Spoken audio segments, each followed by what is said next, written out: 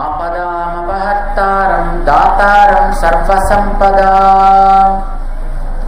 లోకాభిరామం శ్రీరామం భూయో భూయో నమామ్యహం. భగవద్బంధువులారా, మన పూర్వాచార్యులు మనకి అందించినటువంటి జ్ఞానాన్ని మనం కూడా కొంత పొందే ప్రయత్నం చేద్దాం అని ఈ ఉదయపు సమయాన్ని దానికోసం మనం కేటాయించుకుంటున్నాం.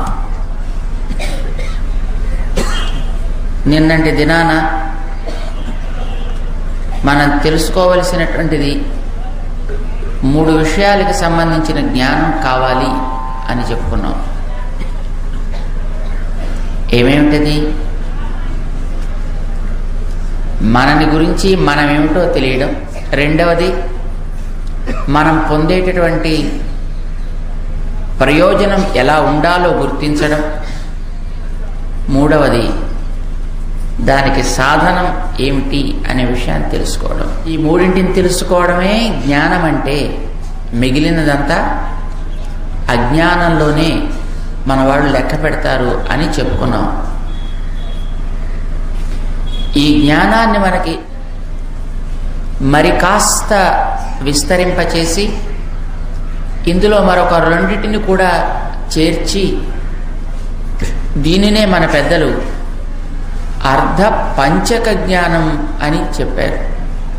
అంటే ఇంకొక 2 ఇందులో కాస్త చేర్చారన్నమాట. ఏమేమిటవి? అందులో మొదటిది, మనం కావాలనుకునే ప్రయోజనాన్ని అందించేదెవరు, ఆ అందించేటటువంటి తత్వాన్ని బ్రహ్మతత్వం అని అంటారు. అది కూడా తెలుసుకోవాలి అని దాన్ని కూడా మధ్యలో చేర్చారు. దాని తర్వాత మనం అందుకోవడానికి అడ్డొచ్చేదేమిటి, విరోధి అని అంటారు, దాన్ని కూడా తెలుసుకోవాలి అన్నారు. ప్రధానంగా మనకి 3 విషయాలు మనకి తెలిస్తే చాలును అని చెప్పి మరొక 2 కూడా చేర్చి 5 అని, 3 అయినా 5 అయినా మనం తెలుసుకోవలసిన విషయాలైతే అవి. ఈ విషయాల్ని మనకి తెలియచెప్పేటటువంటి వ్యక్తులనే మనం గురువులు అని అంటాం. లోకంలో గురువులు అనేటటువంటి వాళ్ళు చాలా రకాల విషయాలు మనకి తెలియచేసేవాళ్లే అయినప్పటికీ కూడా ఏవి తెలియచేస్తే వారు చేసిన ఉపదేశాలన్నీ సార్థకం అవుతాయో, ఏది మనం తెలుసుకుంటే తద్వారా మనకి లభించిన ఈ జన్మని మనం సార్థకం చేసుకోగలుగుతామో అలాంటి ఈ జ్ఞానత్రయాన్ని లేక అర్ధ పంచకాన్ని మనం గుర్తించగలిగే విషయాన్ని, విజ్ఞానాన్ని అందించినప్పుడే గురువు కాగలుగుతాడు అని చెప్తారు. అయితే ఈ 5 లేక ఈ 3 మనకి తెలియచెప్పేటటువంటిది, తద్వారా మనని కాపాడగలిగినది ఏదైనా ఒక సూక్ష్మమైనటువంటిది, సంక్షిప్తమైనది ఏదైనా ఒకటి ఉంటే తద్వారా మనకి తెలుసుకోవడం సులభమవుతుంది అని, దీనిని మనకి అందించడం కోసం భగవంతుడే ప్రయత్నం చేశాడు. వేదాలు ఈ విషయాలన్నీ నిజానికి మనకి చెప్తాయి, కానీ మనం వేదాలన్నీ కూడా అధ్యయనం చేయలేం కదా. చేద్దామని ప్రయత్నించిన వాళ్ళకే అది సాధ్యం కాల. భరద్వాజుడు అనే ఒక మహానుభావుడు వేద సారానంతటినీ నేను తెలిసేసుకుంటాను పూర్తిగాను అని అనుకుని తపస్సు చేశాడు. ఆయన 100 ఏళ్ళు తపస్సు చేశాడు. ఆ చేసిన తపస్సుకి ఫలితంగా ఆయనకి ఒక మహానుభావుడు సాక్షాత్కరించాడు. ఏం కావాలయ్యా అని అడిగితే, నాకు ఒక 100 ఏళ్ళు టైం ఇప్పించండి అని అడిగాడు. ఏం చేస్తావు 100 ఏళ్ళు తీసుకుని అని ఆయన అడిగాడు. అయితే ఏముందండి, వేదం చదువుకుంటాను నేను, ఎందుకంటే అందులో బోల్డ్ అన్ని విషయాలు తెలుస్తున్నాయి కనుక నేను తప్పకుండా దాన్ని చదువుకుంటాను అని చెప్పాడు ఆయన. సరే పోనీ మంచి పని కోసమే కదా, 100 ఏళ్ళు అలాగే నీకు ఇచ్చేస్తున్నానని ఆయన ఇచ్చేశాడు. 100 ఏళ్ళు తపస్సు చేశాడు, 100 ఏళ్ళు వేద అధ్యయనం చేశాడు. కానీ ఇంకా ఏదో చాలా మిగిలిపోయినట్టు అనిపించింది ఆయన. మళ్ళీ తపస్సు చేసి ఇంకో 100 ఏళ్ళు మళ్ళీ ఎక్స్టెన్షన్ పుచ్చుకున్నాడు ఆయన. మళ్ళీ ఆ 100 ఏళ్ళు వేదాధ్యయనమే చేశాడు. అయిపోయింది. ఇంకా ఏమిటో ఇంకా మిగిలిపోయినట్టు అనిపిస్తోంది. మళ్ళీ తపస్సు చేసి ఇంకో 100 ఏళ్ళు సంపాదించాడు. ఆ 100 ఏళ్ళు వేదాధ్యయనం చేస్తూనే గడిపాడు. మొత్తానికి 300 సంవత్సరాల కాలం వేదాధ్యయనం చేశాడు.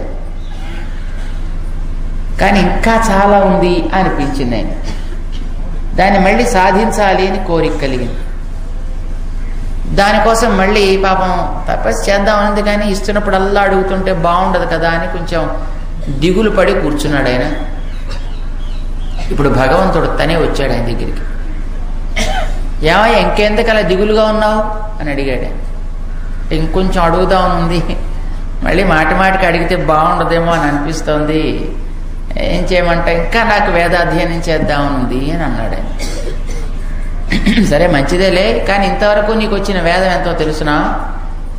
నువ్వు 300 ఏళ్ళు చదివావు కదా ఇప్పటిదాకా. ఈ 300 సంవత్సరాల్లో నీకు వచ్చినటువంటి వేదం ఎంతో నేను చెప్తాను, ఒకసారి తెలుసుకుంటావా అన్నాడు. అలాగే అన్నాడు. అంటే కళ్ళు మూసుకోమని 3 పర్వతాలు చూపించి, ఒక్కొక్క పర్వతాల్లోంచి ఒక్కొక్క పిడికెడు మట్టిని ఎత్తి, ఇదిగో నువ్వు ఈ 300 ఏళ్లలోనూ నేర్చుకుంది ఈ 3 పిడికెళ్ళంతా, ఇంకా నువ్వు నేరవలసింది ఈ పర్వతాలంతా అన్నాడు. అంతో ఆయన పాపం గాబరా పడిపోయాడు.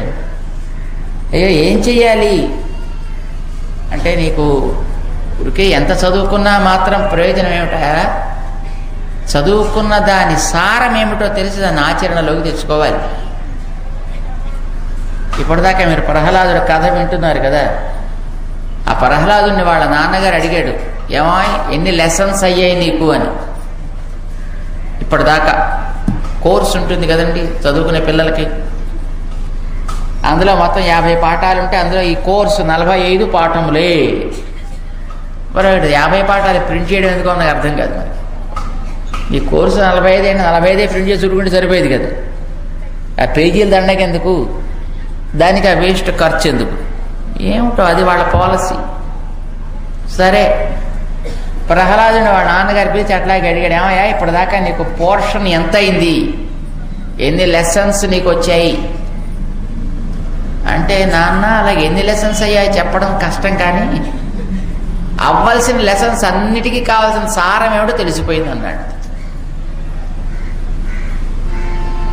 ఈ ఏడాది కోర్సే కాదు, అసలు 10 ఏళ్ల పాటు చదివే చదువుల కోర్సు ఎస్సెన్స్ కూడా నాకు తెలిసిపోయింది అన్నాడు. చదువులలో మర్మమెల్ల చదివితి తండ్రి అన్నాడు. మొత్తం నేను చదవవలసినటువంటి సారం, నువ్వు నీ స్కూల్లో డిగ్రీలు ఇప్పించినా సరే దానివల్ల తెలవలసింది ఏమిటో నాకు తెలిసిపోయింది. మరి ఏం తెలిసిందో చెప్పవాయి అంటే, చేతులారా హరిని పూజించాలని తెలిసింది, నోరారా హరి కీర్తన చేయాలని తెలిసింది. తండ్రికేమో ఒళ్ళు మండింది.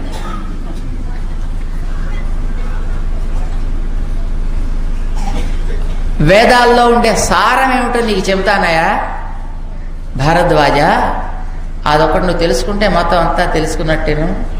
అనవసరంగా నీకు ఇంకో 100 ఏళ్ళు ఇంకో 100 ఏళ్ళు ఇంకో 100 ఏళ్ళు నేను ఇంకో 400-500 శాంక్షన్ చేసినా నీకు తెలవలసిందంతా ఇంకా ఆ కొండంతా ఉండనే ఉంటుంది.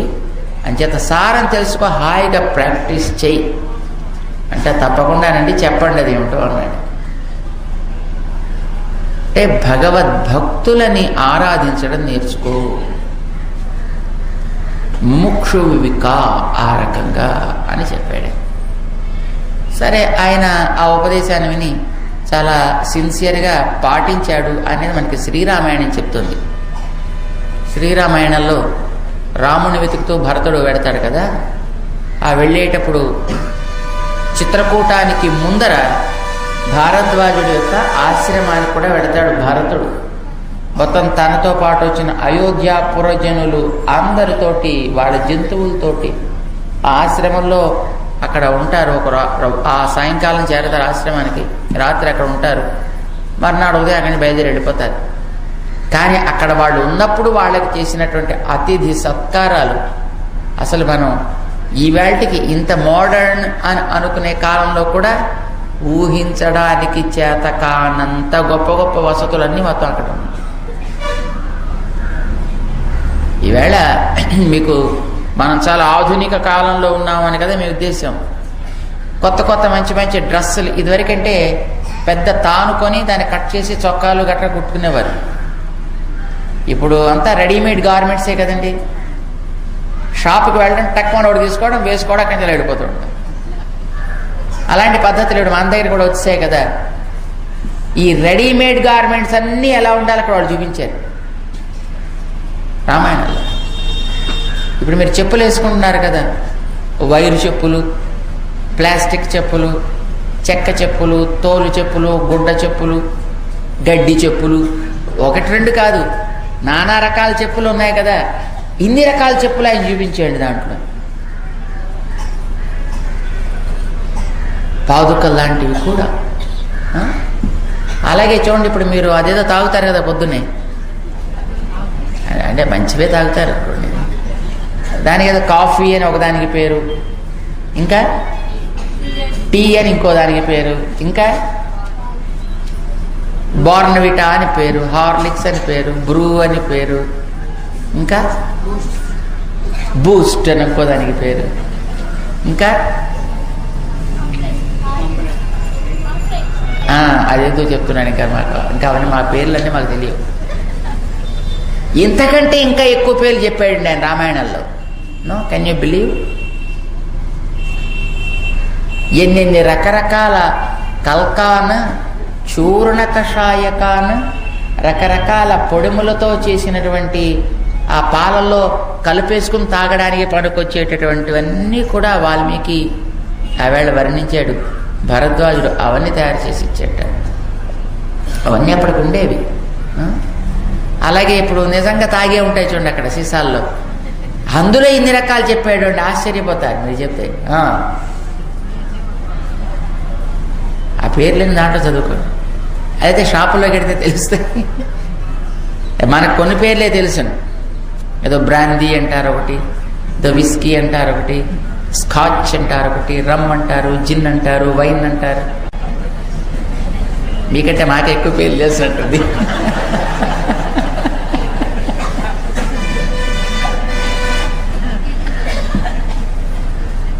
ఇంతకంటే ఎక్కువ పేర్లు వాడాడండి ఆయన దాంట్లో. ఇలాంటివన్నీ కూడా ఆవేళ భరద్వాజుడు అక్కడి నుంచి వచ్చినటువంటి అయోధ్యాపుర జనుల కోసం తానిచ్చాడు. మొత్తం రాముడి యందు ప్రేమతోటి వాళ్ళంతా వెడుతున్నారు కనుక వాళ్ళకి చక్కటి సౌకర్యం కలిగించడం కోసం మొత్తం తన తపశ్శక్తిని అంతటినీ ధారపోసాడు. భాగవతుల కోసం, భక్తుల కోసం చేయాలి అనుకున్నాడు కనుక, అరే వాళ్ళంతా భక్తులా అంటే కనీసం టెంపరీగా భక్తుల్లా పోజు పెట్టారు కనుక, నిజానికి వాళ్ళ భక్తి అందో ఒక్కడే భక్తుడు. ఎవరు? భరతుడు ఒక్కడే భక్తుడు. మిగతా వాళ్ళంతా ఏదో పెద్ద ఆయన ఎడుతున్నాడు కదా, వెళ్ళకపోతే బాగుండదు కదా అని వెనకాదు. భరద్వాజుడు విందు చేసి వాళ్ళందరికీ రకరకాల ఆహార పదార్థాలు తయారు చేస్తే అవన్నీ బ్రహ్మాండంగా అనుభవిస్తూ వాళ్ళంతా కూర్చుని, అమ్మాయి ఎంత బాగుందండి ఇక్కడ, చాలా బాగుందండి, ఇక్కడే బాగుంది, ఇంక మేము అయోధ్యకి రాం, మేము అడవిలోకి రాము. వాళ్ళు బయలుదేరింది అడవిలో రాముడి కోసం, సొంత ఊరు అయోధ్య, కానీ మేము అటు రాముడి దగ్గరికి రాం, ఇటు అయోధ్యకి వెళ్ళాం, ఇక్కడే కూర్చుంటాం. అంత బాగుందన్నమాట అక్కడ. అయితే తెల్లవారేటప్పుడు మళ్ళీ అక్కడ ఏం లేదు. అక్కడ తెల్లవారేటప్పుడు మళ్ళీ అక్కడ ఆకులు, అలములు, చెట్లు, వీటితో అంతే, అంతా మొత్తం అడవే అక్కడ. అంతకంటే రాత్రికి రాత్రి మొత్తం ఆయన ఒక పెద్ద టౌన్షిప్ క్రియేట్ చేశాడనమాట తన తపశ్శక్తితోటి, వాళ్ళకి కావలసినటువంటి సత్కారాలు చేయడం కోసం. అంతవరకే. రాముణ్ణే తలుచుకుంటూ కూర్చున్నవాడు ఒక్కడే ఒక్కడు.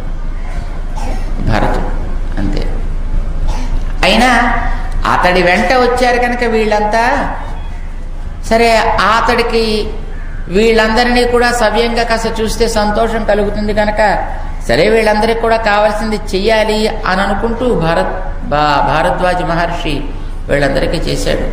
కానీ తన ప్రధాన లక్ష్యం ఆ భరతుడిని సంతోషపెట్టడం. ఆ పంతం చేశాడు. వేదం ఎంత చదివినా వేద సారం అది. మనకి ఆ వేద సారం తెలియాలి. మనమేమో గ్రంథాలు చదవలేం. అందుకే భగవంతుడు తనే దాని యొక్క సారాన్ని కాస్త పిండి తీసి ఇస్తాను అని ఆ వేదాలనేటటువంటి చాలా పెద్ద పెద్ద జ్ఞాన భాండాలు అవన్నీ కూడా.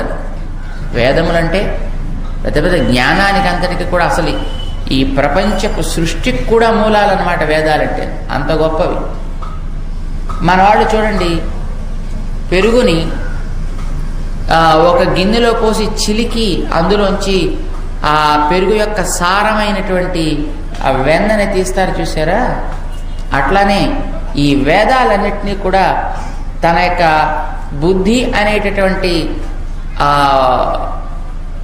కవ్వంతోటి మనస్సు అనే కుండలో పోసి చిలికాడు. మతిమంథానమాస్థాయ అని అంటారనమాట. పెట్టి బాగా చిలికి చిలికి అందులోంచి 3 వాక్యాలను తీశాడు. గాయత్రీ మంత్రం అని మన వాళ్ళు అంటుంటారు చూసారా? ఈ గాయత్రీ మంత్రంలో ఉండే ఒక్కొక్క 3 వాక్యాలు ఉంటాయి. దాంట్లో 24 అక్షరాలు ఉంటాయి, 3 వాక్యాలు ఉంటాయి. ఆ 3 వాక్యాలని ఒక్కొక్క దాన్ని ఒక్కొక్క వేదంలోంచి ఆయన సారంగా పైకి తీశాడనమాట. మీకు ఇంత కుండలో కొంత వెన్న వచ్చింది అంటే ఆ కుండలో ఉండేటటువంటి వెన్నకి ఇది సారం కదా, ఈ వెన్న. అట్లానే ఆ ఒక్కొక్క వేదాన్ని ఆయన తన మతితోటి చిలికడం వల్ల వచ్చినటువంటి ఒక్కొక్క వాక్యం ఒక్కొక్క వేదానికి సారమైంది. సరే దాన్ని చదువుకోండి అన్నాడే. కానీ అది చదవడం చాలా కష్టమే.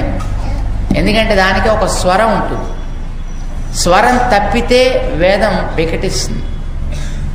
ఇంగ్లీష్ మందులు చూడండి, ఏదైనా పొరపాటున ఒక మందు సరిగా లేదనుకోండి, అక్కడ ఏ ధనుర్వాతం లాంటిదో వచ్చి ప్రాణం కాస్త పోతుంది. అంచేత అవి చాలా ప్రమాదకరం అన్నమాట అలాంటి వాటితో డీల్ చేయడం అనేది. ఈ గాయత్రి మంత్రం కూడా అలాంటిది.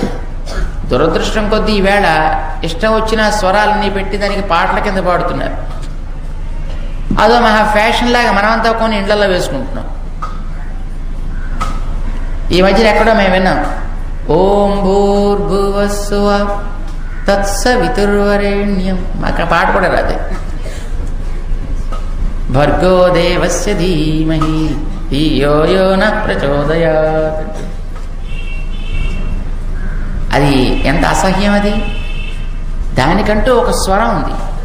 ఆ స్వరాన్ని ఆ స్వరంతో దాన్ని సవ్యంగా పలికితేనే అది మంత్రం.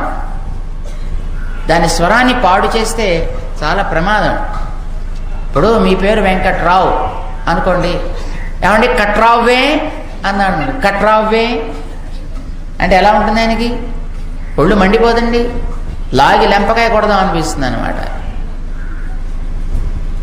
అంటే ఆ అక్షరాలని కానీ పదాలని కానీ అక్కడ ఉండేటటువంటి స్వరాలని కానీ పాడు చేయకూడదు ఎప్పుడు కూడా. అలా పాడు చేసినట్టయితే ఆ వేదం ఆ పలికినటువంటి వ్యక్తికి చాలా ఉపద్రవాన్ని కలిగిస్తుంది అనేది మనకి శాస్త్రమే చెప్తోంది. గాయత్రి మహామంత్రానికి ఒక్కొక్క వేదంలోనూ ఒక్కొక్క రకమైన స్వరం ఉందండి. ఇప్పుడు మనకి గాయత్రి ఇప్పుడు ఈ మధ్యన అందరూ పెద్ద పెద్ద స్టిక్కర్లు వేసేసి ప్రతి ఇంటి మీద అంటించేస్తున్నారు. కనిపిస్తే మన వీపు మీద టక్కుని అంటించేస్తారు వాళ్ళు దొరికితే. మొన్నటిదాకా ధర్మో రక్షిత అనే స్టిక్కర్లు అంటించేవారు. ఇప్పుడు మానేశారు. ఇప్పుడు గాయత్రి ఒకటి దొరికింది. ఇప్పుడు బాగా లోకుగాను అందరికీ అంటించేయండి బంట. కానీ అది అలా చదవతగింది కాదండి. తత్సవితుర్వరేణ్యం భర్గో దేవస్య ధీమహి. దానికి ఒక స్వరం యజుర్వేదంలో ఉంటుంది. అదే మళ్ళీ ఋగ్వేదంలోకి పెడితే తత్సవితుర్వరేణ్యం భర్గో దేవస్య స్వరం మారిపోతుంది. శుక్ల యజుర్వేదంలోకి వస్తే ఇంకో స్వరం వస్తుంది. సామవేదంలోకి వస్తే మరో స్వరం వస్తుంది. మంత్రం అదే. దాని ఒక్కొక్క వేదంలోనూ ఒక్కొక్క పద్ధతిలో దానికి స్వర నిర్మాణం ఉంది. మరి ఆ స్వరం దానికి ఫిక్స్ అయి ఉండేటప్పుడు ఆ స్వరాన్ని మార్చడం ఏమిటి? ఇప్పుడు అదిగో అల్లదిగో శ్రీహరివాసము అంటే మీకు అంటారు, మీకు కూడా ఆనందంగా ఉంటుంది. అదిగో అల్లదిగో శ్రీహరివాసము అన్నారు.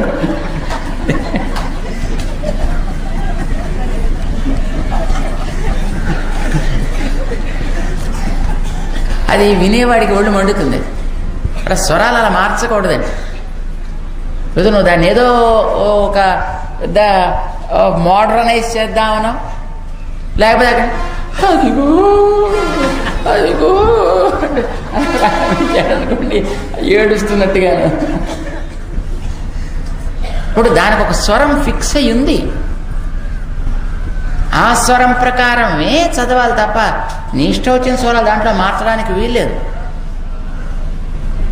కానీ ఈ లోకంలో చూడండి, ఇప్పుడు నువ్వు స్వరంగా కావాలంటే ఒక శ్లోకం రాసుకుని ఆ శ్లోకానికి నీ ఇష్టం వచ్చిన స్వరాలు పెట్టుకుని నువ్వు పాడుకో, ఎవడు కాదండు. కానీ ఎక్కడో ఉండేటటువంటి నువ్వు రాయని దాని మీద నీ పెత్తనం ఏమిటి? ఇప్పుడు ఆలయాలతో మనం దెబ్బలాట అదేనండి. ఇప్పుడు తిరుపతి లాంటి ఆలయం నువ్వు కట్టలే, దాని మీద నీ పెత్తనం ఏంటి? అక్కడ ఉంచడానికో కొట్టడానికో కట్టడానికో దాని మీద ప్రజాభిప్రాయం ఎందుకండి? ఇప్పుడు మీ ఇల్లు ఉంది, అది మీరు కట్టుకున్నారు. మీ ఇల్లు ఇలా ఉండదగునా ఉండదగదా అని ప్రజాభిప్రాయం సేకరిస్తానని మీరు ఒప్పుకుంటారా? వాడెవడు ప్రజాభిప్రాయం సేకరించడానికి? అసలు అది మంచికో చెడుకో ఏదో ఒక దానికి వాడెవడు దాని మీద అభిప్రాయం సేకరించడానికి? మా ఇంటి గురించి నోరెత్తామంటే నీ నాలుగు కోసేస్తాను జాగ్రత్త అని చెప్పమండి మనం. వెంకటేశ్వర స్వామి దేవస్థానం నీ తాత కట్టిందా, నీ ముత్తాత కట్టిందా, నీ నాన్న కట్టిందా, నువ్వు కట్టిందా? అది ఉండాలా పీకాలా నువ్వెవడు మాట్లాడడానికి? అసలు అది అనుకూలమా కాదా, ప్రజా సౌకర్యం చేస్తావా చేయవా, నువ్వెవడు వాడ దాని అంటే వాడు కాళ్ళు చెయ్యి నాలుక మొత్తానికి పీకి పారేయాలండి కదా.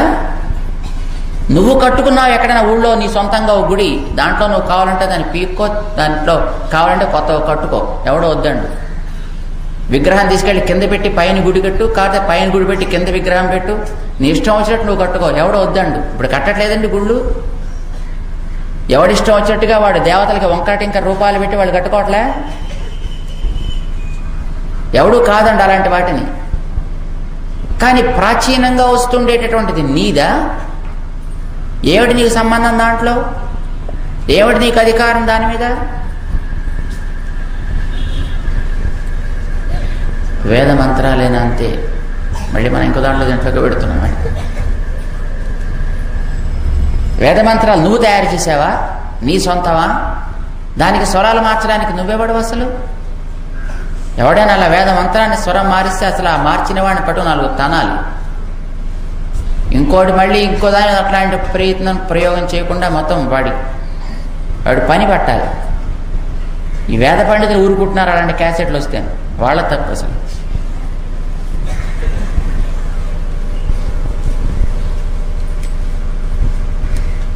అంటే వేద మంత్రాలని స్వరాలతో ఉంటే ఆ నియమాలను ఎవడు మార్చడానికి కానీ దాని మీద ఎవడు సొంత పెత్తనం చేయడానికి కానీ వీలు లేనే లేదు.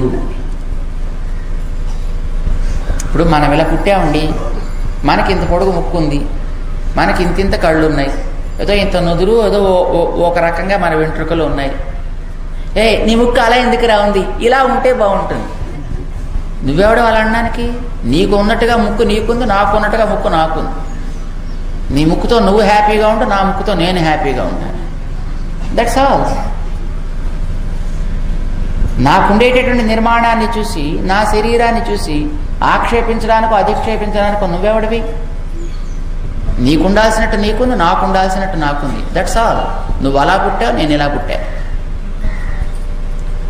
నువ్వు కావాలనుకుని నీకు వచ్చిన శరీరాన్ని నువ్వు తెచ్చుకున్నావా? పోనీ మీ అమ్మగారు కావాలి నీకు ఇచ్చారా శరీరాన్ని అట్లాగా? ఏమండి, మీకు కావాల్సినట్టుగా మీ పిల్లలకి బాడీస్ ఇవ్వగలరా మీరు? ఎప్పుడు ఒకళ్ళ నుంచి ఆక్షేపించకూడదు. అష్టావక్రుడని ఆయన ఉండేవాడు. జనక మహారాజు కొలువుకు వెళ్ళాడే. పాప ఆయన 8 వంకర్లుగా ఉండేవాడు. He bond like that. ఏం చేస్తాడు పాప, ఆయన పుట్టాల్సిన క్రమంలో ఆయన అలా పుట్టాడే. చూస్తే సభ అంతా చూసి ఒకసారి ఆయన చేసి పక్కుమని నవ్వింది. ఆయన సిగ్గుపడలే పాప, ఆయన చిన్నపుచ్చుకోలే. అంటే భగవంతుడు ఒక్కొక్కరికి ఒక్కొక్క రకమైనటువంటి శరీరాన్ని ఇస్తాడు. ఆ ఇచ్చిన శరీరం అలా ఉంది. ఇప్పుడు మన శరీరాలు ఇలా ఉన్నాయి. అదే మీరు ఆఫ్రికాకి వెడితే వాళ్ళ శరీరాలు నల్లగా ఉంటాయి, నల్ల పెయింట్ వేసినట్టే ఉంటాయి. అది దట్ ఈజ్ వాళ్ళ శరీరాలు అలా ఉంటాయి. మేము ఒకసారి ఎప్పుడో ఒక ఎయిర్పోర్ట్లోంచి ప్రయాణం చేస్తున్నాం. చేస్తే ఒక కార్నర్లో అట్లాగా ఒక సోఫా మీద 8 మంది ఆఫ్రికన్ పిల్లలు కూర్చున్నారు. మేము చూసి మనం కూడా బొమ్మలు అనుకున్నాం. కానీ తీరా చేసే మనుషులు, ఎందుకంటే ఇలా కళ్ళు కలుపుతున్నారు. వాళ్ళు చూస్తే ఎవరైనా మనుషులేరా బాబు అని తర్వాత తెలిసింది. మొట్టమొదటి చూసే బొమ్మలు కాబోలు చక్కగా నల్లగా తయారు చేసి పెట్టారు కాబోలు అనుకున్నాం. వాళ్ళ బాడీ నిర్మాణం అట్లా ఉంది. దానికి నువ్వేం చేస్తావు, నేనేం చేస్తా, వాడేం చేస్తాడు కనుక. చీచీ నల్ల బాడీ అంటే నీది చీచీ తెల్ల బాడీ అంటాడు వాడు. అదే ఈ యూరోపియన్ కంట్రీస్లో ఉండే వాళ్ళ దగ్గరకు పెడితే తెల్లగా ఉంటారు. అది వాళ్ళ శరీర నిర్మాణం, దానికి నువ్వేం చేస్తావు? ఒక్కొక్కరికి ఒక్కొక్క రంగు, ఒక్కొక్కరికి ఒక్కొక్క ఆకారం, ఒక్కొక్కరికి ఒక్కొక్క షేపు. మనం తెచ్చుకుంటే రాలేదు, మన అమ్మ నాన్న కోరుకుంటే రాలేదు మనకి ఇట్లాంటి రంగులు కానీ ఇలాంటి రూపాలు కానీ. పుట్టుకతో వచ్చింది. ఎవడిచ్చాడో మనకి తెలియదు, ఎందుకు వచ్చిందో మనకి తెలియదు. నీకు వచ్చిన దాంతో నువ్వే హ్యాపీగా ఉండు, వాడికి వచ్చిన దాంతో వాడిని హ్యాపీగా ఉండి.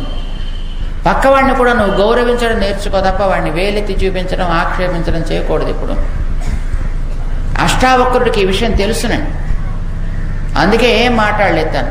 వాళ్ళంతా పక్క నవ్వారు. జనక చక్రవర్తికి తెలుసు, ఆ వచ్చినటువంటి మహనీయుడు గొప్ప వేదం. కానీ సభలో ఉండే వాళ్ళంతా చూసి నవ్వి వాడిని ఆక్షేపించడం ప్రారంభించారు. చూడండి ఇలా ఇలా కుంటుతూ. ఈ భారతం సినిమాలో శకుని చూసారా మీరు? అసలు ఆ క్యారెక్టర్ వస్తుంటేనే అందరే నవ్వు వచ్చేది. ఎందుకంటే వాడు ఇలా వంకర టెంకరగా ఇలా ఇలా నడుస్తూ ఉండేవాడు. సరే, జనక చక్రవర్తి ఆ సభలో ఉండే వాళ్ళందరికీ ఒక అనౌన్స్మెంట్ ఇచ్చేయండి. నేను కళ్ళెం పట్టుకుని గుర్రం మీదకి ఎక్కే లోపల నాకు వేదాంతం చెప్పాలి. ఎవడు చెప్తాడు? చెప్పగలరా మీరు? కళ్ళెం పట్టుకునే ఆ పగ్గం ఉంటుంది కదా, ఆ పగ్గం పట్టుకుని ఎంతసేపు ఎక్కుతారు ఇట్టించాడు గుర్రం మీదకి ఎక్కడానికి? అంటే మనం ఎక్కితే ఎంతసేపు ఎక్కుతామని చెప్పలేం. కానీ అంటే మనం ఎక్కుతుంటే అది నడుస్తూ ఉంటుంది, మనం కింద పడుతూ ఉంటాం. కానీ నేర్చిన వాడు దాన్ని పట్టుకుంటా టక్ మన ఎక్కి ఇప్పుడు సైకిల్ ఎక్కాలనుకున్నాడు, ఎంతసేపు ఎక్కుతాయండి? ఆ పెడల మీద కాలు పెడితే టక్ మన లేపి ఆడ పక్కన కూర్చుంటాడు. అంతే, సైకిల్ డ్రమ్మని పోతూనే ఉంటుంది. నడప నేర్చిన వాడి సంగతి అయితే గుర్రమైనా అంతే. ఆ రాజు ఆయన మంచి ప్రాక్టీస్ చేసినవాడు, అంటే బాగా నేర్పరి చక్రవర్తి కనుక అరక్షణలో ఎక్కగలడు ఆయన. ఆయన అడిగట, నేను గుర్రం మీద ఎక్కడానికి ఇటు నుంచి కాలు తీసి అటుపక్కకి పెట్టే లోపల నాకు వేదాంతం చెప్పాలి. ఎవడు చెప్తాడు? షాక్. ఒక్కడు నోరెత్తితే ఒట్టు సభలోను అంతా ఒక్కొక్కడు ఇంత మీసాలు తిరిగినటువంటి పెద్ద కాకలు తిరిగిన పండితులే అంతా. వేదాలు పైనుంచి కిందకి, కింద నుంచి పైకి వల్లి వేసేసామనుకున్నటువంటి మొనగాళ్లే. అందరికీ 4 వేసి 6 వేసి 8 వేసి కొమ్ములు పెంచేసుకున్న వాళ్ళే. ఒక్కడికి దమ్ము లేదు వచ్చి ముందర మాట్లాడడానికి. ఒక్కడు సాహసించలే. ఎవడు చెప్తాడు? వాళ్ళు ఎక్కడ వీలవుతుంది అలాగా? అష్టావక్రుడు లేచాడు. నేను చెప్తానాయా? చెప్పాడు. ఎలా చెప్పాడు తెలిసినా? ఆయన గుర్రం మీదకి ఎక్కడానికి వచ్చేటప్పటికి ఈయన చెప్పడం ప్రారంభించేవాడు. ఆ మాటల అందానికి ఆయన అలా పరవశించి ఉండిపోయాడు. అంతే. కాలు ఇట్టించి అటు పక్కకి వెయ్యాలనే విషయం కూడా మర్చిపోయేవాడు. అలా ఆపి ఆయనకి చెప్పాడండి. ఇప్పుడు ఇట్నుంచి అటు ఎక్కే లోపల ఎవడు చెప్పడండి. కానీ కాలు ఇట్నుంచి అటు వెయ్యకుండా ఆపగలిగేటంత గొప్ప మాటకారి. ఆ మాటలకు అలాగ పరవశించిపోయి అలాగా బొమ్మలాగా చిత్రంలా ఉండిపోయేవాడు జనక చక్రవర్తి. ఆయన అలా కూర్చోబెట్టి ఈయన చెప్పాల్సి అంతా మొత్తం చెప్పేసాడు. ఎక్కాలన్న విషయం కూడా మర్చిపోయింది. ఉంటుందా నడకండి అలాగా. దాన్ని చూసి నువ్వు ఈర్ష్య చెందడమో ఆక్షేపించడమో అసహ్యించుకోవడం అలాంటిది తప్పు. ఎవడి రూపం సంస్కారాన్ని చూసి గుర్తించడం నేర్చుకో. సంస్కారాన్ని ప్రేమించడం నేర్చుకో. సంస్కారానికి అగ్రాసనం వేయడం నేర్చుకో తప్ప పైన కనిపించే ఆకారానికి కాకూడదు ఎప్పుడును. ఇది మొట్టమొదటి రూల్. ఈ రూల్ పూర్వకాలం అందరికీ తెలిసేది. ఎందుకంటే చదువుకునేటప్పుడే మొట్టమొదటి స్కూళ్లలోనే ఈ రూల్ నేర్పేవారు. అందుకనే అప్పట్లో లవ్ మ్యారేజెస్ లేవండి. పెద్దవాళ్ళు సెలెక్ట్ చేసి ఇది తగును అని మ్యారేజ్ చేస్తే దట్స్ ఇట్ అంగీకరించేవారు. మరి సుఖంగానే బతికేవారు. తర్వాత ఇప్పుడు మనం సెలక్షన్స్ వచ్చాయి. వీడే సెలెక్ట్ చేస్తాడు, వీడే సెలెక్ట్ చేసి చేసుకుంటాడు. 2 రోజులు మళ్ళీ వీడు డైవర్స్ ఇచ్చేసి పోతాడు. అంతే. అంటే పైనుండే ఆకారాలకు కాదు ఇంపార్టెన్స్ ఇవ్వాల్సింది.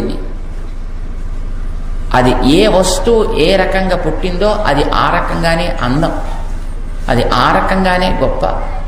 అది అట్లానే నువ్వు స్వీకరించు, దాన్ని అట్లా గౌరవించు తప్ప దాన్ని నాశనం చేసే ప్రయత్నం చేయకూడదు ఎప్పుడు. మరి సీతాకోకచిలుకను చూడండి, ఎంత అందం. కానీ దాని ముందు రూపం ఏమిటి? దానికి గొంగళి పురుగు. ఎలా ఉంటుంది అది? నిన్ను చూస్తే అది కూడా అలాగే అనుకుంటుందేమో. ఇప్పుడు గొంగళి పురుగుని చూస్తే మనకేమో ఒళ్ళు గగురు పొడిచినట్టు అనిపిస్తుంది. అసలు మన చూస్తే గొంగళి పురుగుకి అలాగే అనిపిస్తున్నావో కదా. ఏమిటి వీడి మొహం, వీడును ఏమిటి వీడికి చేతులు ఇంతింత పొడుగు చేతులు, ఇంతింత పొడుగు కాళ్ళును, అచ్చి చీచి అని అది కూడా అనుకుంటుందేమో. గొంగళిగా అందమైంది, సీతాకోకచిలుకగా అందమైంది. నెమలికి నీలికంఠం చక్కటి పింఛం ఉంటాయండి, దానికి అది అందం. నిప్పుకోడికి తోక కూడా ఉండదు అసలు, అదిలా పొట్టిగా ఉంటుంది ఇలాగ. No, but still it is beautiful by it self.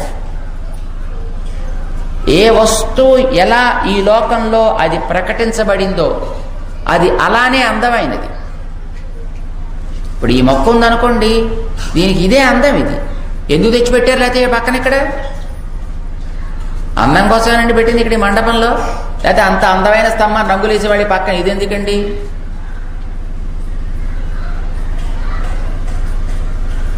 అంటే దేనికి అది పుట్టుకతో సహజంగా అందంగానే ఉంటుంది. నువ్వు చెయ్యి పెట్టకుండా ఉంటే చాలు. దాంట్లో మనిషి చెయ్యి చాలా గొప్పదండి. దేని మీద పెట్టాడా దాని పని నాశనం. దేని మీద పెడితే అది నాశనం. ప్రకృతి మీద పెడితే ప్రకృతి నాశనం, దేవుడి మీద పెడితే గుళ్ళ మీద పెడితే గుడి నాశనం. ఇది మనిషి బతుకు, దౌర్భాగ్యపు బతుకు మనిషి. సహజంగా ఉండేటటువంటి ప్రకృతిని నాశనం చేసే ప్రవృత్తి. అయితే అది ప్రకృతి దగ్గరికి పరమాత్మ దగ్గరికే వెళ్ళి ఆగలేదండి. వీటికి కారణమైనటువంటి వేదం దాకా వెళ్ళి దాన్ని కూడా హ్యాండిల్ చేయడం ప్రారంభించాడు ఇప్పుడు మనిషి. అది దౌర్భాగ్యం. వేళ గాయత్రి మహామంత్రం అని అంటే దానికి ఒక స్వరం ఉందండి. తత్స పితుర్వరేణ్యం భర్గో దేవస్య ధీమహి. చదువుతున్నారండి ఇప్పుడు చదివేవాళ్ళు ఎవరైనా? మాకు కూడా గాయత్రి మంత్రం వచ్చండి, మేము కూడా రోజు చదువుతామండి. మా పిల్లలందరూ చదువుతారండి. మొన్న ఎక్కడో ఏ ఊళ్ళోనో రమ్మన్నారు, పాతపోయి చేస్తామండి మీకు. హైదరాబాద్లోనే. సరే వెడుతుంటే ఆ పక్కన 2 పిల్లలు ఉండి అక్కడి నుంచి మంత్రపుష్పం చదువుతున్నారు. సహస్రతీరుషం దేవం విశ్వాక్షం విశ్వశంభువం అంటున్నాను.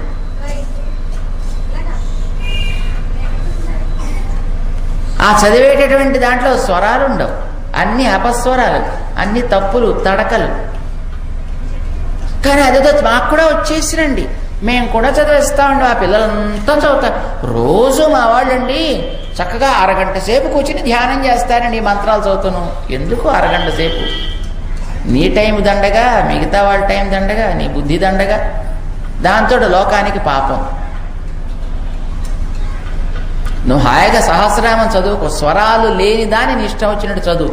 నువ్వు తప్పులు చదివినా పర్వాలేదు, నువ్వు తడకలు చదివినా పర్వాలేదు, దాన్ని ఎవడు ఏం చేయడు, అది నిన్నేం చేయదు. కానీ స్వరం ఉన్నదాన్ని, స్వరాన్ని నువ్వు పాడు చేసావా, అది నీకు ఎన్నో రకాలైన ఉపద్రవాన్ని కలిగిస్తుంది. గాయత్రి మహామంత్రం అట్లాంటిది. లోకం అంతా బాగుపడాలి అనేది పరమాత్మ గారి కోరిక. అంటే లోకం అందరికీ కూడా తలుచుకోవడానికి వీలయ్యేటిది ఏదైనా ఒకటి కావాలి. వేదసారం కావాలి. అది మళ్ళీ అది ఏదో పట్టుకొచ్చి ఇస్తే లాభం లేదు, వేదసారమే కావాలి. మరేం చేద్దాం అని ఆలోచించాడు మహానుభావుడు. అక్కడి నుంచి మళ్ళీ ఆ గాయత్రి మహామంత్రం ఇద్దామని అనుకున్నాడు. కానీ దాంట్లో చాలా రకాలైనటువంటి చికాకులన్నీ ఉన్నాయి కనుక అబ్బెబ్బే దీన్ని ఇవ్వడానికి వీల్లేదు, ఇది అందరికీ పెద్దగా ఉపయోగించేది కాదు, మరి ఇది సవ్యమైనటువంటి రీతిలో గురుముఖత అధికారం ఉండి నేర్చుకుంటే తప్ప ఇది పనిచేయదు, అంచేత ఇంకోటైనా ట్రై చేద్దామని మళ్ళీ ఆ ఒక్కొక్క గాయత్రి మహామంత్రపు వాక్యాల్ని తీసుకుని మళ్ళీ వాటిని తన మనస్సు అనే ఒక కుండలో పెట్టి బుద్ధి అనే కవ్వంతో మళ్ళీ చిలకడం ప్రారంభించాడు. అంటే బాగా మళ్ళీ దాని మీద ఒక పెద్ద ఎక్సర్సైజ్ చేశాడనమాట. ఒక్కొక్క దాంట్లోంచి ఒక్కొక్క అక్షరం వచ్చింది, ఒక్కొక్క వ్యాహృతి అని అంటారు దాన్ని. ఒక్కొక్క దాంట్లోంచి వచ్చిన ఆ వ్యాహృతులు 3 కలిపాడు ఒక చోట. కానీ అది కూడా కొంచెం కష్టంగానే అనిపించింది, ఎందుకంటే అది కూడా పలకడానికి కొంచెం ఎక్సర్సైజ్ చేయాలి, దానికి కూడా తప్పులు లేకుండా చదవాలి. ఓం భూ, ఓం భువ, ఓం సువః, భూ అన. ఇప్పుడు మనకి ఒత్తులు పలకవండి బడవడికి. ఇప్పుడు రేడియోల్లోనూ టీవీల్లోనూ ఆ వార్తలు చదివేటోళ్ళని మీరు వింటూ ఉండుంటారు, బూతులు. అబ్బా, అసలు తెలుగు చదవడానికి ఇంత దౌర్భాగ్యపు స్థితి తెలుగు మాట్లాడే రాష్ట్రంలోనే కలిగింది అంటే సిగ్గుపడాలి, తల ఉంచుకోవాలి ప్రతివాడు. ఈ దేశపు ప్రధాని గారు అంటాడు వాడు. ప్రధాని అనడం కూడా రాదు, అసలు దేశాన్ని భారతదేశం అనడానికి కూడా వాడికి రాదు. వాడికి భారతదేశ ప్రధాని భాగ్యనగరానికి వచ్చాడు.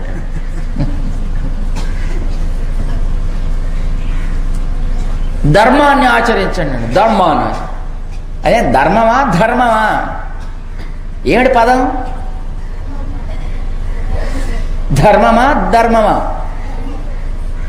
ఒత్తుందే లేదా? పలకడం వచ్చునా? అసలు ఇప్పుడు అలాంటి పలికితే పాపం వస్తుందని స్కూళ్ళల్లో చెప్పడం మానేశారు. ఎందుకంటే వీళ్ళంతాను అయ్యా మేమంతా ద్రావిడ భాషల్లోంచి వచ్చిన వాళ్ళం అండి అని వీళ్ళ ఉద్దేశం. ద్రావిడ భాష అంటే తమిళానికి ఒత్తులు లేవండి. తమిళ భాషలో కా ఖ గా ఘ ఞ లేవండి, 2 అక్షరాలు కా న అంతే. చ ఛ జ ఝ ణి నా 5 అక్షరాలు ఉండవండి. చ న ట ఠ డ ఢ ణ 5 ఉండవు. ట ణ త న ప మ. మీరు పా ఫ బా భ 4ంటికి ఒక అక్షరం రాస్తే సరిపోయి. పా అంటే పా కావచ్చు, ఆ కావచ్చు, బా కావచ్చు, బా కావచ్చు. ఎంత సులభం అండి తమిళం. మొత్తం తమిళానికి 18 అక్షరాలేను. మొత్తానికి తమిళ భాష అక్షరాలన్నీ 18. బస్. మీ తెలుగుకో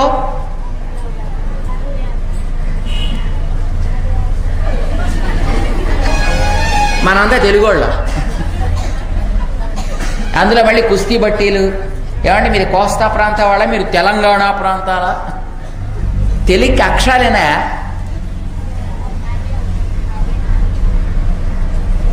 54 తెలియదు, 56 తెలియదు, 58 తెలియదు.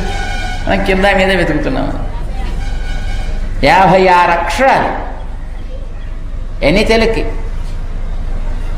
56 అక్షరాలు ఉన్నాయి తెలుగు భాష, గుడింతాలు కాకుండా. కానీ అరవ భాషకో 18. ఎంత సుఖం చూడండి. ఇంగ్లీష్కో 26. బస్. అదిగో అలాంటి దాంట్లోంచి ఎందులోంచి వచ్చి ఉంటారు వీళ్ళు. అందుకోసం ఒత్తులు పలకడం మానేశారు. అంచేత ఓం భూ, ఈ విసర్గలు కూడా మహాప్రమాదకరం అండి. పలకమండి. విష్ణు సహస్రనామం చదువుతుంటారండి కొంతమంది, ఆ విసర్గలన్నీ మింగేస్తారు. ఆకలిస్తే భోజనం చేయాలి, అందుకని విసర్గలు తినేయడం ఏమిటండి?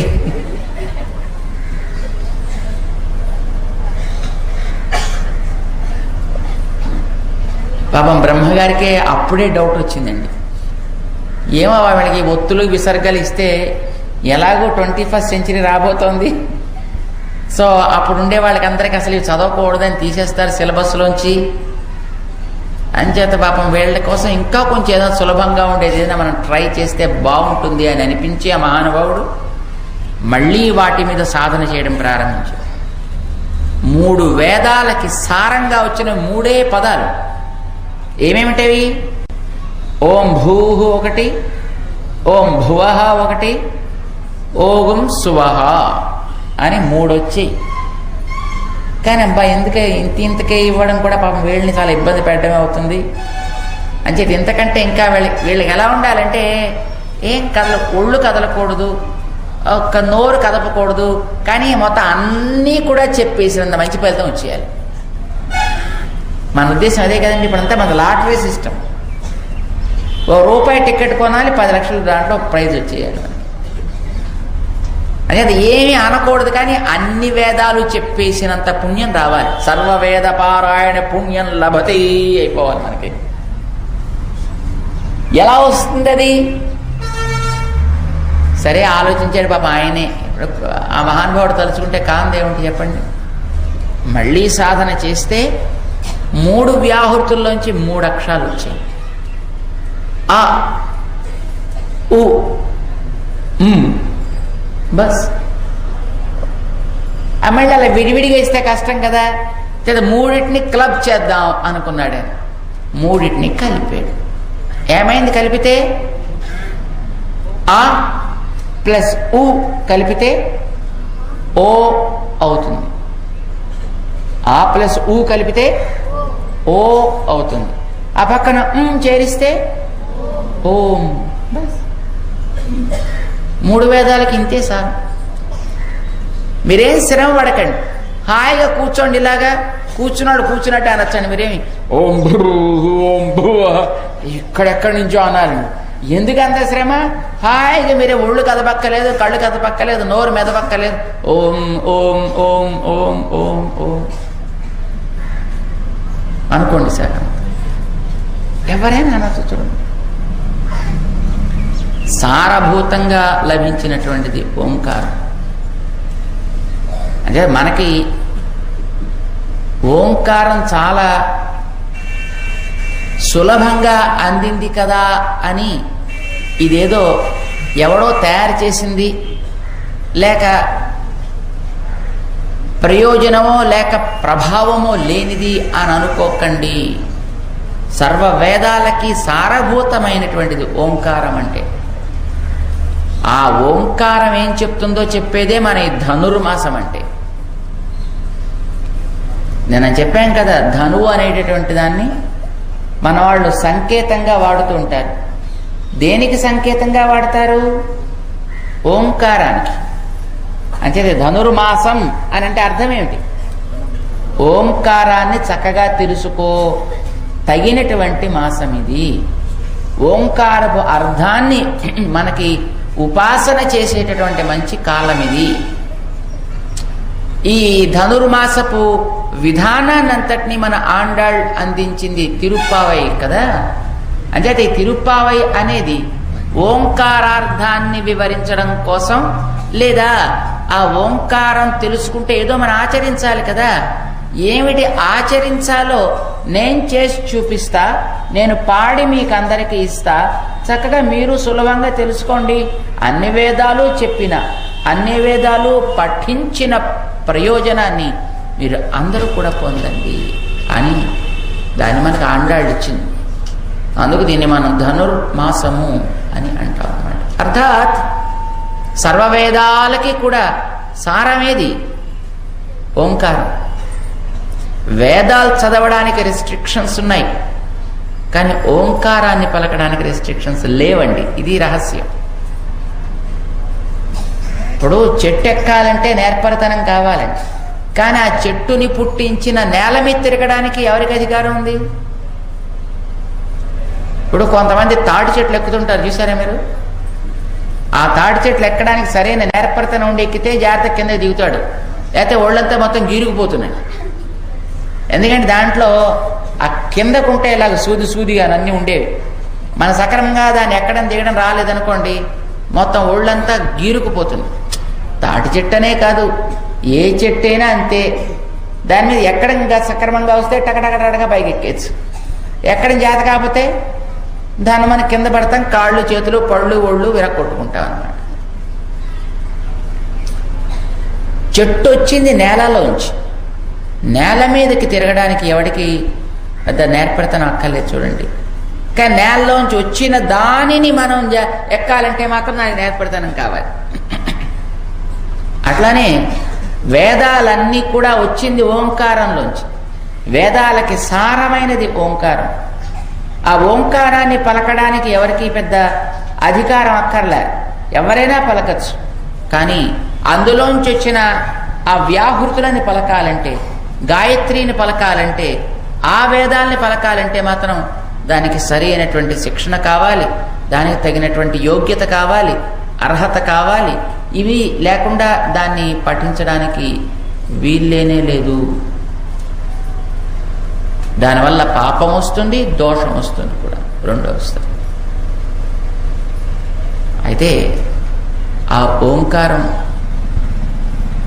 మనకి తెలిపినటువంటి అర్థాలని మనం గురుముఖత సవ్యంగా నేర్చుకోగలిగితే అది మనకి చక్కటి విజ్ఞానాన్ని ఇస్తుంది. లేదంటే అందులోంచి కొన్ని అపార్థాలు కలిగే అవకాశం కూడా లేకపోలేదండి. ఇప్పుడు నేల మంచిదే, కానీ నేలలోంచి మంచి చెట్టు రావచ్చు, కలుపు మొక్క రావచ్చు. చూసారా, నేల రెంటికి కూడా కారణమవుతూ ఉంటుంది. అట్లాగే ఓంకారం అనేది మూలమైతే ఈ ఓంకారం మనకు అప్పుడప్పుడు అపార్థాలని కలిగిస్తుంది. సక్రమంగా తెలుసుకుంటే సరి అయిన యోగ్యమైన అర్థాన్ని ఇస్తుంది. అపార్థాలు కలగకుండా ఉండాలి అని అంటే అందులోంచి వచ్చినటువంటి మొలకని బట్టి మనం చూడాలి. ఏ నేల ఎలాంటిది అనేది మీరు దేన్ని బట్టి చెప్తారు? నేల యొక్క సారాన్ని దేన్ని బట్టి నిర్ణయం చేస్తారు మీరు? దేన్ని బట్టండి? అందులో నైట్రోజన్ ఉందా, లేకపోతే అందులో ఫ్లోరైడ్ ఉందా, ఏముందో ఎలా చెప్తారు మీరు? నేల ఇది ఫెర్టైల్ ల్యాండా కాదా, మంచి సుక్షేత్రమా కాదా, దేన్ని బట్టి చెప్తారు మీరు? నేలను చూసి చెప్తారా? అందులోంచి మొలిచిన మొక్కల్ని బట్టి చెప్పాలి. చక్కటి మొక్క మొలిచింది, మంచి రసాలు రేటుగా కాసింది అంటే ఇది మంచి నేలండి. ఎరువులు వేసాం, నీళ్లు పోసాం, గాలిచ్చాం, ఎండిచ్చాం, అన్నీ ఉన్నాయి, కానీ ఇంత మొక్కలేం వచ్చింది, అన్ని కుక్క మూతి పిందిల్ లాంటివి వచ్చేదానికి. ఏమంటాం అప్పుడు ఆ నేలని మనం? ఇది మంచి నేల కాదు అని డిసైడ్ చేస్తాం. అంటే అందులోంచి వచ్చినటువంటి దాన్ని బట్టి ఆ మూలం యొక్క సారాన్ని, మూలం యొక్క తాత్పర్యాన్ని మనం నిర్ణయం చేస్తూ ఉంటాం. అట్లానే ఓంకారంలోంచి వెలువడిన దాన్ని బట్టి ఓంకారం యొక్క తాత్పర్యం ఏమిటి అనేది మనం నిర్ణయం చేస్తామన్నమాట. అయితే ఓంకారంలోంచి వెలువడ్డ ఆ మొక్కల్లాంటివి 2 రకాలుగా మన కోసం వెలువడ్డాయి. ఒకటి, అందులోంచి ఒక 2 పదములుగా ఒకటి ఏర్పడ్డది, అందులోంచి ఒక 5 విభాగాలుగా మరొకటి ఏర్పడింది. ఏమేమిటి, ఎలా ఏర్పడ్డాయి, అవి ఏంటి చెబుతాయి అనే దాని గురించి రేపు మనం తెలుసుకుంటాం. జై శ్రీమన్నారాయణ.